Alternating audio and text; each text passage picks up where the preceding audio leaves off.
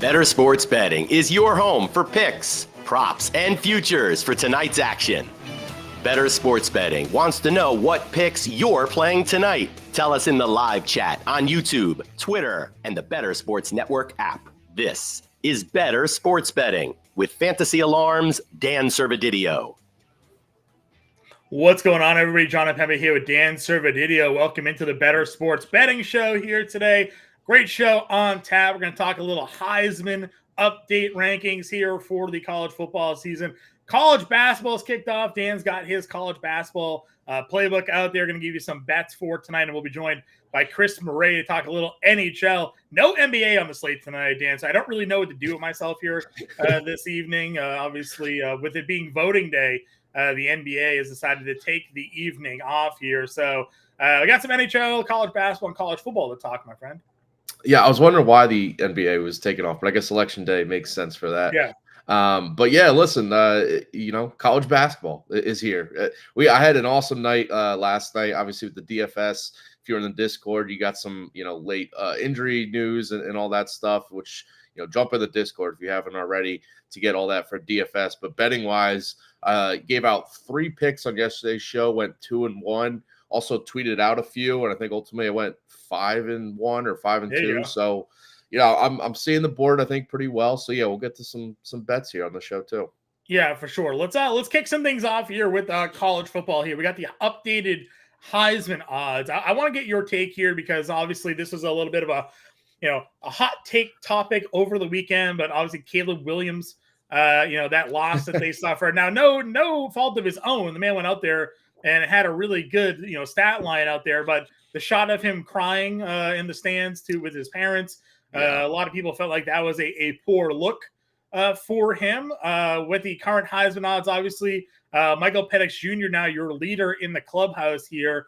Thoughts on Caleb Williams? Talk about his current fall here with that poor record against ranked teams now kind of looming over him. Do you see that impacting his NFL draft stock and then the current Heisman Trophy odds here? Yeah, the I guess subpar performances against like top teams is a little worrisome, I guess, when you're thinking about his NFL stock. But honestly, the USC defense is what has really cost them. I mean, I think it was giving up 52 points against Washington last week for that loss. But against the top teams, which usually have top offenses, especially in the Pac-12, the bad Trojans defense is really what's cost Caleb Williams a shot at repeating the Heisman. So I'm not shocked at I mentioned this. I don't know if you were on the show or maybe it was Grande, but just recently when we've done these Heisman odds, just saying like, trends don't back, don't say to bet on a back-to-back Heisman winner. It just doesn't usually work out that way. And yeah, I mean, Caleb Williams and the rest of the USC team they're just kind of like on that quit watch where they're just kind of looking for, next year, whether it's the NFL or USC for next season. But Bo Nix versus Michael Penix at the top of those odds, though. I think it's going to come down to those two. Penix is the rightful betting favorite now, and he has been for a few weeks after they beat Oregon in that game a few weeks ago. We're going to see it's going to be Washington versus Oregon in the Pac-12 title game. That's what it's setting up to be, unless one of these teams loses a game or two in these final weeks. So I still think there's value on Bo Nix, and I feel like it's going to come down to that Pac-12 championship, and whoever wins that, whether it's Penix, cementing himself as the Heisman winner and Washington into the college football playoff, or if it's Oregon, they barely lost to Washington on the road in that game earlier this year. And if, a couple of plays go differently, then we're talking about Bo Nix as the current Heisman favorite and Oregon being, the Pac-12 favorite to get into the college football playoffs. So it's going to come down to those two. And both these guys have tough matchups coming up. So, if you want to bet on one of these guys, their odds might even shorten because they'll improve their cases even more. Washington in their next couple games has Utah and Oregon State. So if Washington comes out there without a loss in both those and Penix is, throwing for 400 plus yards in both, then he's going to be even more of a favorite. Right. And then Bo Nix in Oregon, they have USC this week, and then Oregon State as well. So I think Oregon, though, does have a better chance of winning out the rest of the way. than Washington, because Washington's defense is also kind of suspect and nearly cost them last week against USC. So we'll see. But yeah, it's going to be interesting to see, these two guys, I think, going into the Pac-12 championship might be playing for the Heisman as well as, a berth to the college football playoff. Looking at the guy with the third best odds here, you have Jayden Daniels coming off there, a loss. Alabama still plus 300, but do you find him maybe starting to slide down the list here for LSU? Yeah, this is a tough one for him because of his team suffered a couple losses. Now they have 3 losses, does LSU.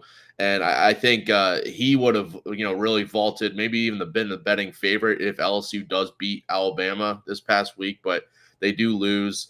But Daniels, this guy he's putting up stats every single week. So from like a, raw stats perspective, he is, I think, the best, has the best case. But those 3 losses, I mean, it's just when you look back at history at past Heisman winners, it's very rare for a Heisman winner to be from a team that has 3 or more losses. I think maybe one of the last ones was Lamar Jackson, but he obviously just kind of took the country by storm with his dual threat playmaking.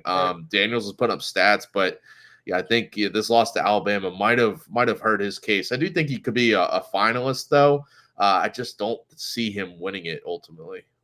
Thinking about some long shot odds here, if you had to make a gamble, where would you be looking to go? Other guys that could possibly take this one down. So that next tier, I still think, J.J. McCarthy, Jordan Travis, and Carson Beck are all still very much alive here. I'm writing off, obviously I said Caleb Williams. I'm writing off Dylan Gabriel now that Oklahoma just lost again. Writing off Drake May too. Some of those long shot odds. Jalen Milroe is still alive too. It's going to be tough for Marvin Harrison Jr. to win it, I think. But McCarthy, Travis, and Beck are all still very viable. And if you want to, bet on them now before some of their tougher games coming down the stretch, I would do that because McCarthy, Michigan, they get Penn State this week. If they win it, which they are favored, I do expect them to win. Then McCarthy could, jump up into being a co-betting favorite with Penix, especially if he has a good game to lead that win on the road as well. So if you want to bet McCarthy now, I think it's the chance to do it now, especially with Penn State. And then he's got Ohio State to wrap up the season. So these are two, Michigan has not played anybody. They've had a very easy schedule at this point. They're just kind of running through, not being challenged. But this is the time where it's going to be Michigan, Penn State on the national stage, 2 top-tier teams, and it's going to be a really good resume booster for McCarthy's Heisman odds. So, like, that's the kind of the, technically buy low on him right now if you haven't already. Carson Beck, though, Georgia just, maybe they fall in the SEC championship if they face Alabama, but I think they're going into the college football playoff undefeated. And Carson Beck has been the guy offensively. They're letting him sling it around. He's kind of flown under the radar when you're talking like top quarterbacks, but I think like college football fans know how good he's been. But he's a different kind of quarterback than we saw with Stetson Bennett leading Georgia, and they're letting Beck throw it around, and he's been doing it the last couple of games without star tight end Brock Bowers out there because he's been hurt. And Beck is still putting up numbers. He's still leading Georgia to these wins against, last week was against Missouri, who was a dangerous team, and Georgia still got it done. So I think Beck is still very much alive in this race, especially if we see, Michigan lose or if we see Washington lose a game. Like, he's very much alive if Georgia just keeps on winning. And then Jordan Travis, I've mentioned him a bunch on this when we're talking Heisman odds. Feels like he's moved up and down so many different ways on the boards. Yeah, because his stats, like game to game, he's not lighting it up really. They have a really strong run game. They have a really good defense. So he doesn't have to really put up these big numbers every week. He does sometimes, but Florida State's been winning, without him being, a Jayden Daniels type guy where he's putting these big numbers. So, but Florida State is in prime, spot to go into the college football playoff undefeated. I don't see them losing, the rest of the way here or in the ACC title game. So, like, he's a guy that's just still kind of flying under the radar for me. Yeah. And he's another guy, like, if some of these top teams lose, like if Washington gets upset, if Michigan loses, if Georgia, drops the game at some point, Florida State could go in, undefeated with Travis leading the way. So I still think he's very much alive in this too. Yeah, I just think that. So check out all of Dan's college football work, obviously over at Fantasy Alarm. He does your college football DFS playbooks and also brings you his college football best bets as well. You can find that all over there on the Fantasy Alarm website. You go to fantasyalarm.com/win here. Take advantage of our All-Pro offer today. Get exclusive access to all of our premium content on site and access to our premium Discord there as well, where you can find Dan dropping nuggets into that college football and college basketball DFS and betting channels as well. Of course, we also have a very active NHL DFS channel, so it's a good time now to bring in our guy Chris Morais, talk a little NHL action here this evening. Chris, how are we doing? I'm doing good. It's another great day for hockey. I found out earlier this morning that the NBA is off today since the influx is coming in. So that's how I know that we get James Grande about once or twice a year when the NBA is off. He just kind of, wiggles his way into the NHL DFS Discord. Yeah, we're puck that's guys exactly today, how that went. We're ready to play some puck. We open the door, everybody's welcome in. Grab your wagon, sit down, get your bolus wings, get your beverage of choice. Let's just, let's pound away at this later. Exactly. Well, yeah, so we do have a big hockey slate on tap tonight, so should be fun to dive into not just DFS but betting. I want to ask you before we get into any specific games or bets, props for tonight. Your just kind of overall view of this beginning of the season. Is there any teams that you're now just kind of looking to fade when they come up on the schedule, or teams that you're automatically looking to bet on just based on your kind of early takeaways of how this first few weeks have gone? I think the word I would use for the NHL up till now is chaos.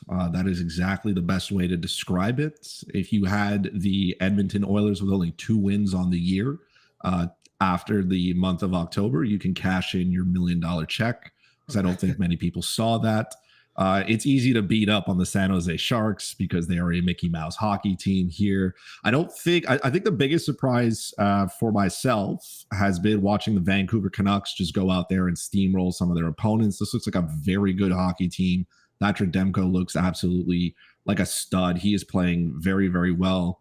On the flip side as well, Calgary just looks like a mess. Everybody was beating up on Daryl Sutter, blaming him. He's not there anymore, so we got to blame somebody else, and I think it's time to blame some of the players there. So there's definitely been a lot of surprises, a lot of teams that I wish would be doing better. But there are some teams I just like to target for betting. Any team that the Washington Capitals play, you can take the under on their goals. They've clearly forgotten how to put the puck in the net. So they're an easy one. And again, the San Jose Sharks, in any way, shape, or form, when they are on the schedule, you can just go ahead and smash the over. I had to ask you, because I thought there was like hyperbole being played here when they said the San Jose Sharks have now given up 10 goals in back-to-back games. And I was like 10 goals total? No. They've allowed 20 goals total, which is this is hockey, right? Were they using a goalie? Like what was in net? Were they just playing? They had somebody there, like a placeholder, I guess, right? That's the best way to describe Mackenzie Blackwood. I thought like they had like that hockey net guy that as a child you'd like put up and pick. Look, that might be better, right? Like, no offense to Capo Caco or Mackenzie Blackwood, but I think that hockey net would stop more pucks than they are right now. It's just not going well. So I got to ask you then, like Philadelphia, I don't consider to be a great team. They have Travis Konecny obviously here, but like. -1.5 goals on Philly tonight's +130. Are we? No, we're going farther than that. We're going -2.5. The -1.5 is basically now the money line when you play the San Jose Sharks. That's just so the money line you can't play because it's so inflated, as it should be. And the puck line in general just feels like a money line. Like San Jose is going to lose. The question is by how many.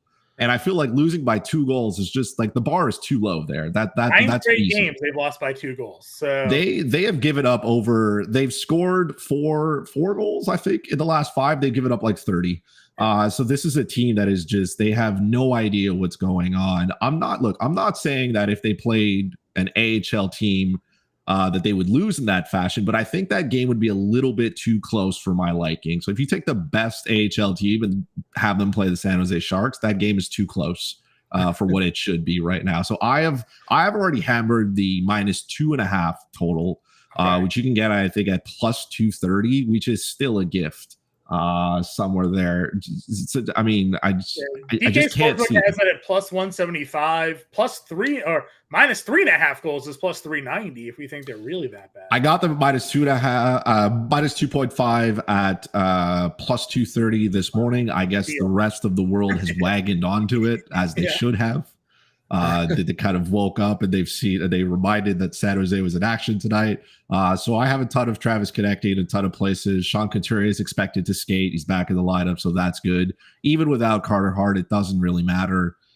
This is just not a good team. So I've hammered away at the -2.5 because, again, it's not a question of if they lose or if they lose by one. To me, I think they'll be down probably 3-4-0 within the first 40 minutes of this hockey game. So we can bet that then. Do you think the first 8 line then? We take Philly first 8?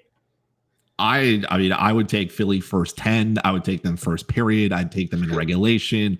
I would take them as far as however much money right now is on the home equity.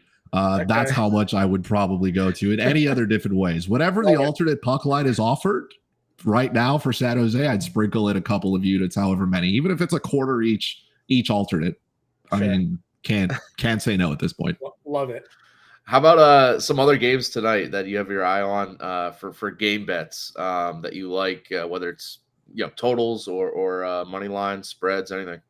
I've gone with the Montreal Canadiens tonight. Tampa Bay is in town, and that usually spells havoc. We saw Tampa Bay just come out to a flying start against the Leafs, and then those dreaded 4-0, 4-1 leads after one, just the ones that you can't keep.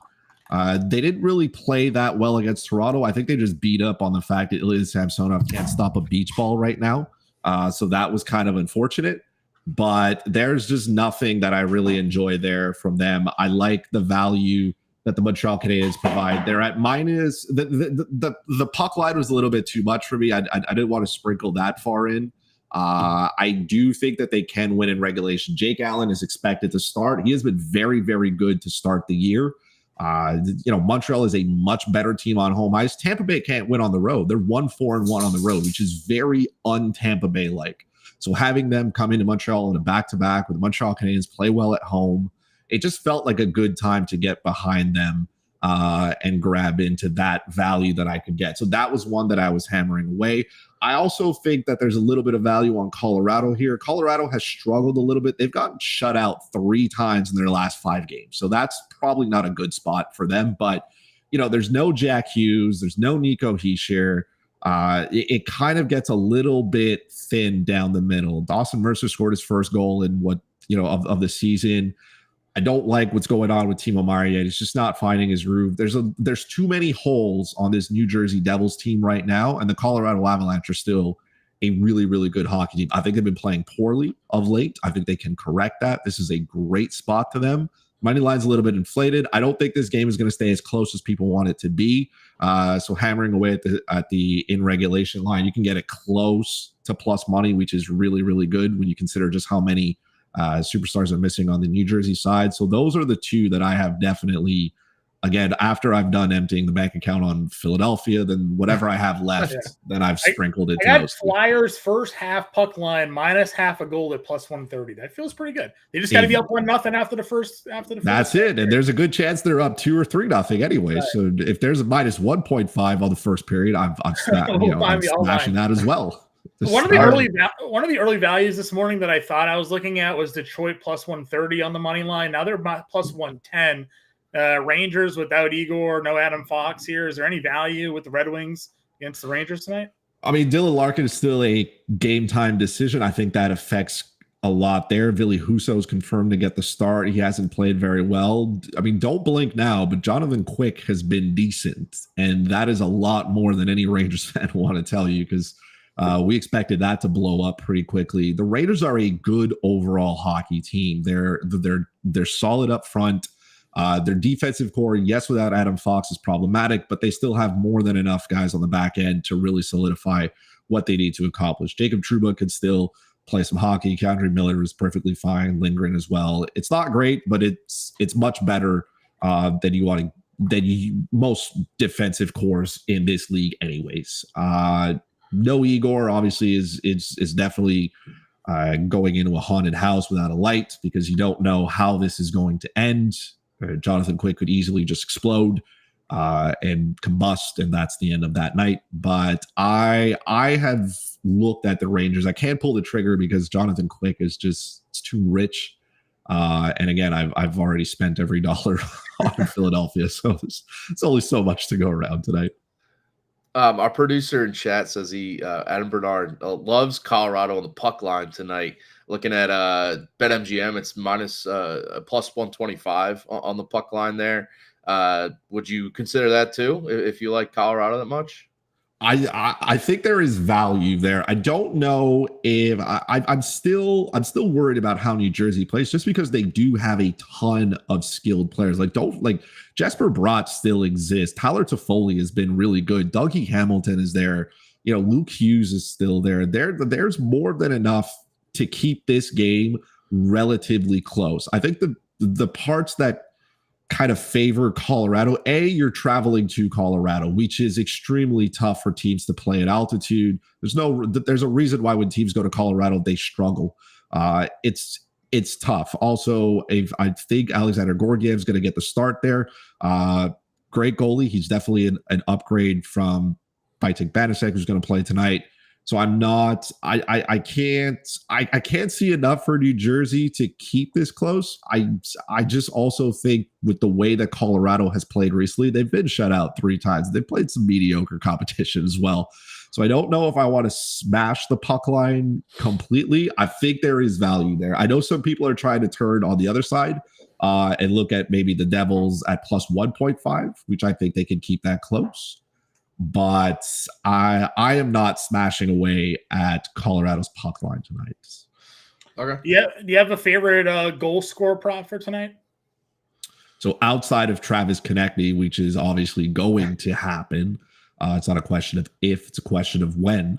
I have dangled with a little bit of Cole Caulfield. We know that the Montreal Canadiens can score goals-ish, and his name is Cole Caulfield. He's the one who's going to be firing the puck away.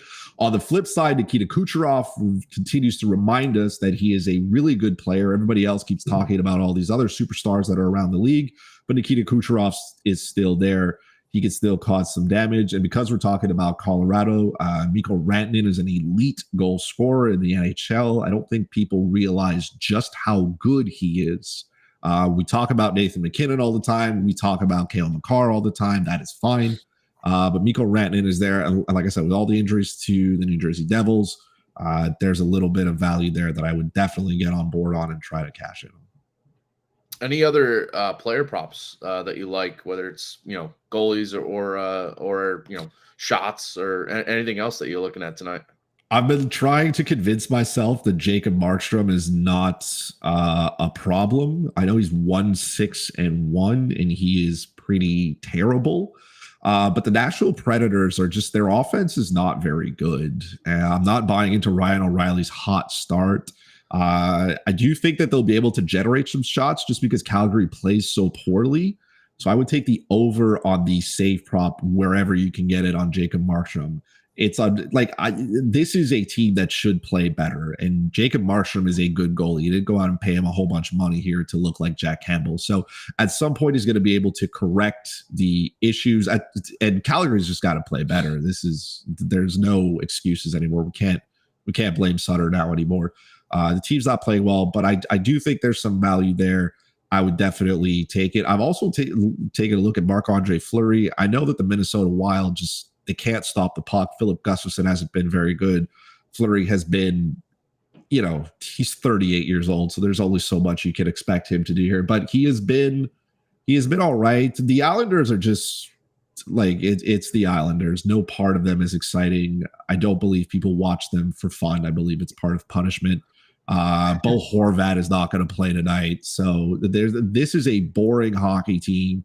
I would expect the total, if it's flirting around, it's flirting around 6, which I think is because Minnesota's played so poorly defensively. But I think in reality, it should be 5.5.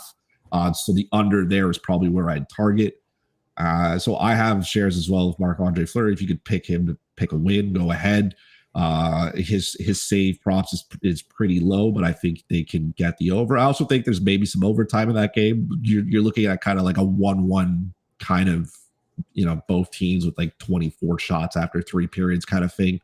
But those are the 2 goalies that I have mixed feelings about that could help you either take down your GPP or at least put some money in your bank account.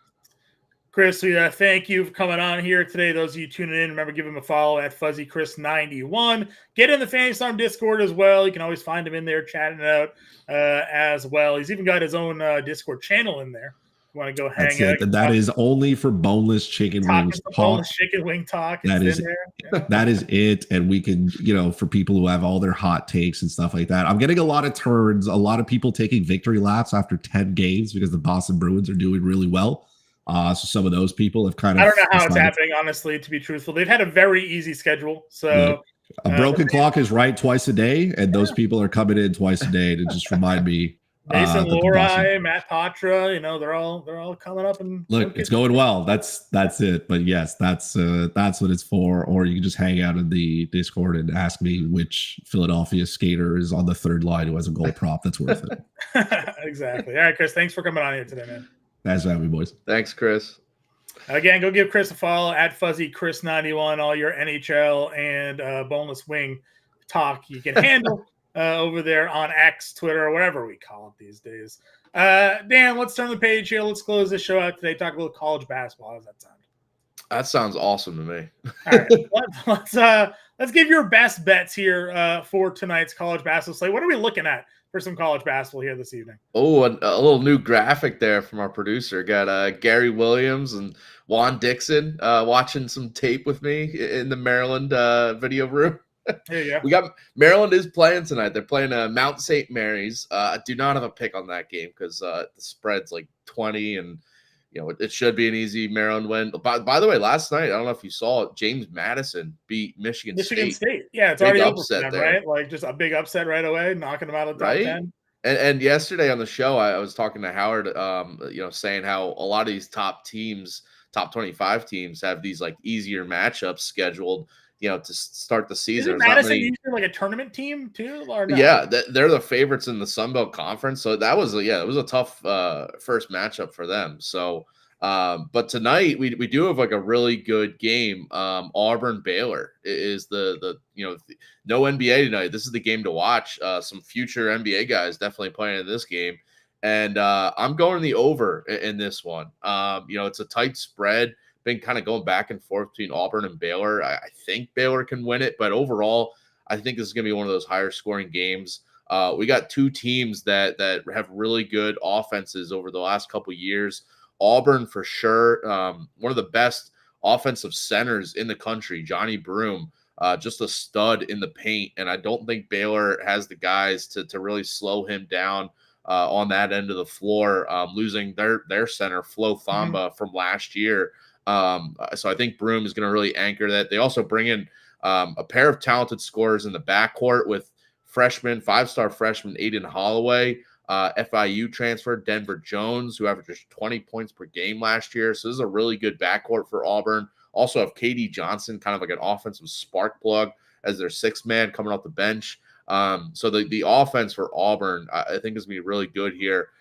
Worry about Auburn's defense, though. They did, Broome is, has some upside as like a shot blocker, rim protector, but besides that, like their backcourt defense, I don't think is going to be great.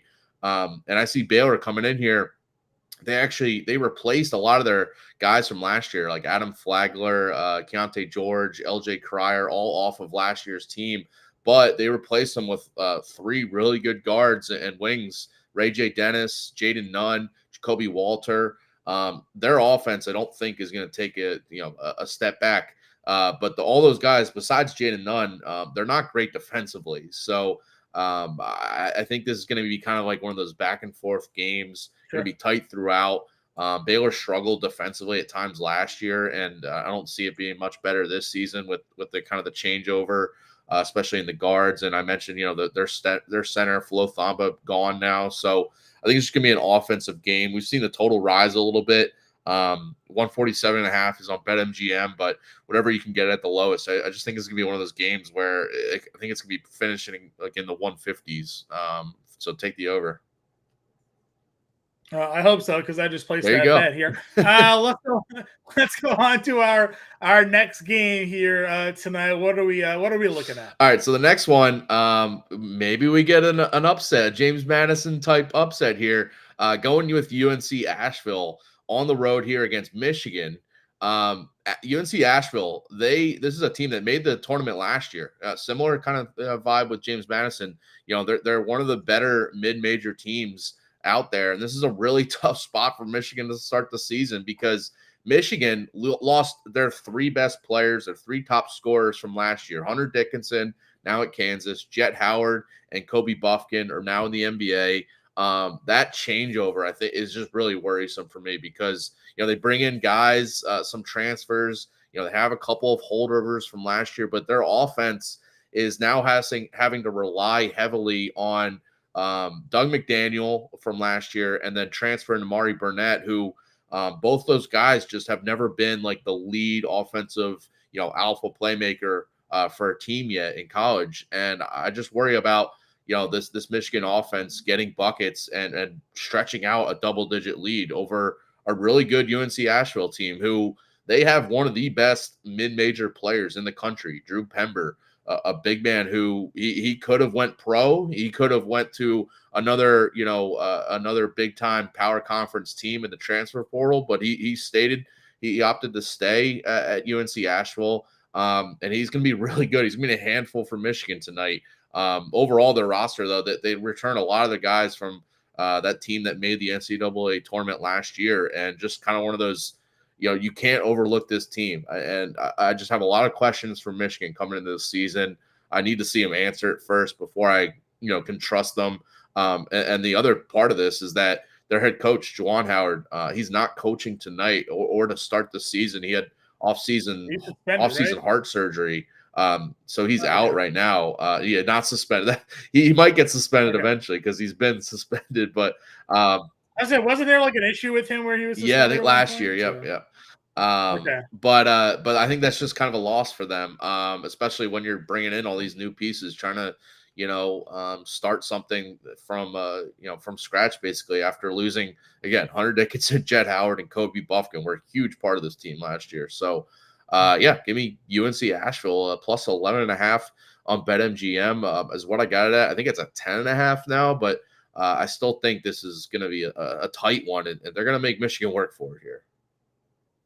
I like it. Anytime you get some big spreads here, you can always take advantage of maybe even a backdoor cover or something, right, and come through here. So I like it there. Do you have any plays available on Fantasy Slam or the discard? Yeah, I got the whole college basketball DFS playbook that's up live on Fantasy Alarm. 11-game slate on DraftKings. You know, some of the big spreads and stuff, but still plenty of like top DFS plays. We got like Creighton on the slate tonight. St. John's with Rick Pitino back. Like should be some fun games tonight. And that Auburn Baylor game is the headliner. So yeah, check out the college basketball DFS playbook for tonight. We had some, definitely had some good plays in there last night for the start of the season. We'll be bringing this to you all season long. Awesome. All right, guys, before we get going here, I got to let you all know we got an awesome night over on the Bettorcast. We're gamifying the NHL slate on the Bettorcast app. Tonight we got the Red Wings Rangers in Madison Square Garden, 7:30, an original six matchup there on the Bettorcast. Take sure you answer those pregame questions. Test your knowledge by predicting what will happen in real time. No purchase or subscription is necessary. Always free to play. You can win tickets. The more questions you answer, the more redeemable tickets you win for authentic NHL gear and collectibles. So download the free Bettorcast app in the Apple app and Google Play stores. You must be 18 of age or older. So make sure you scan that QR code here as well. Get in with us tonight for tonight's NHL matchup between the Red Wings and Rangers. Servo, you're back with Bender there tomorrow. I'll be back next Tuesday. You got Grande on Thursday. Good week ahead for everybody here for NFL Week 10. NBA is back with a monster slate tomorrow. And, of course, more college football and basketball heading all of your way. For now, though, we will catch you guys tomorrow. Later. Bettor Sports Betting on the Bettor Sports Network.